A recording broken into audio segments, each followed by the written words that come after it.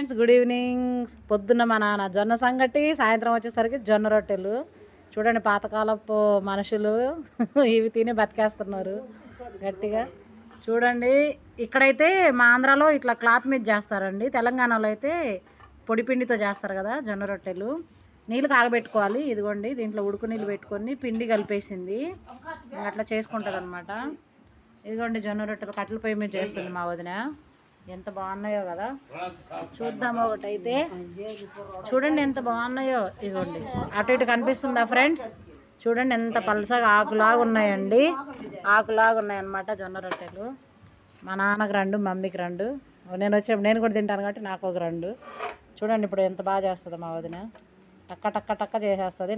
నేను కూడా నేర్చుకున్నానండి, నాకు కూడా వస్తుంది. ఓకే ఫ్రెండ్స్, మీకు నచ్చిందా? నచ్చితే లైక్ చేయండి, షేర్ చేయండి, సపోర్ట్ చేయండి, కామెంట్ చేయండి. Bye friends.